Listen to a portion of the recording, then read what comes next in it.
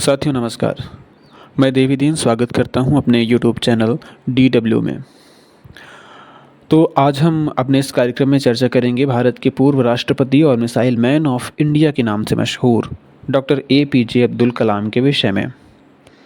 15 अक्टूबर सन 1931 को तमिलनाडु के रामेश्वरम में रहने वाले एक गरीब परिवार में डॉक्टर कलाम का जन्म हुआ था। इनका पूरा नाम है अबुल पाकिर जैनुल अब्दीन अब्दुल कलाम। मुश्किल हालात और गरीबी के बावजूद उन्होंने अपनी पढ़ाई पूरी की और आगे चलकर वैज्ञानिक भी बने। डॉक्टर कलाम ने DRDO और इसरो के कई प्रोजेक्ट्स में अपनी सेवाएं दी और उन्हें कामयाब बनाया। हमारे देश के कई स्वदेशी मिसाइलें और सैटेलाइट्स इनके नेतृत्व में बनाए गए। कलाम के परिवार में 4 भाई और एक बहन थी और वे सबसे छोटे थे। कलाम बचपन से ही पढ़ाई के ख्वाब देखते थे, मगर उनकी आर्थिक परिस्थिति इसकी अनुमति नहीं देती थी। इसके लिए उन्होंने इमली के बीज बेचना शुरू किया, जिनका प्रयोग द्वितीय विश्व युद्ध में गाड़ियों के ईंधन में तथा पीस कर गन पाउडर बनाने में किया जाता था। इसके अलावा उन्होंने स्टेशनों में अखबार बेचने का भी काम किया। APJ अब्दुल कलाम ने सन 1950 में Madras institute of technology MIT से अंतरिक्ष विज्ञान में स्नातक की पढ़ाई पूरी की।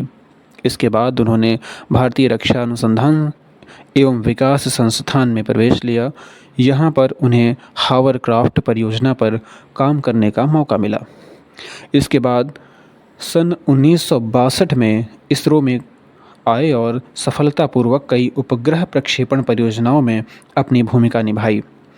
इसरो में कलाम साहब ने परियोजना निदेशक के तौर पर भारत के पहले स्वदेशी उपग्रह प्रक्षेपण यान SLV-3 के निर्माण में महत्वपूर्ण भूमिका निभाई। इसी यान से रोहिणी उपग्रह सफलतापूर्वक अपनी कक्षा में स्थापित किया गया था। इसके बाद कलाम साहब ने देश के कई सारे मिसाइलों को बनाने में योगदान दिया। यही कारण है कि इन्हें मिसाइल मैन ऑफ इंडिया के नाम से भी जाना जाता है। डॉक्टर कलाम जुलाई 1992 में भारतीय रक्षा मंत्रालय में वैज्ञानिक सलाहकार बने।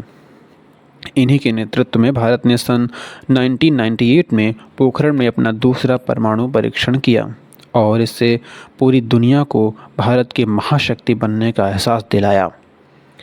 इस मिशन में कलाम साहब का अद्भुत योगदान रहा था। डॉक्टर APJ ने 18 जुलाई 2002 को देश के 11वें राष्ट्रपति बनने का गौरव प्राप्त किया।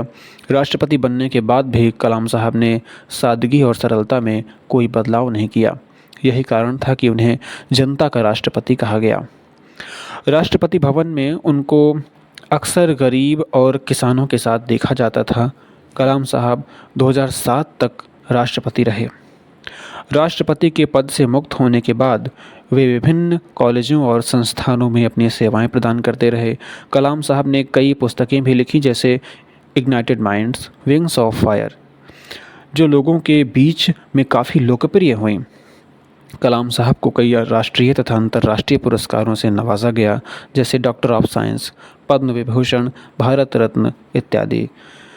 डॉक्टर APJ अब्दुल कलाम का निधन भारतीय प्रबंधन संस्थान शिलांग में एक लेक्चर के दौरान दिल का दौरा पड़ने से हुआ। 27 जुलाई 2015 की वो शाम कलाम साहब की आखिरी शाम साबित हुई, मगर हमारी ज़िंदगी की कई शामें कलाम साहब ने रोशन की हैं। अतः वे हमेशा हमारे लिए एक आदर्श और प्रेरणा स्रोत बने रहेंगे। देवी दीन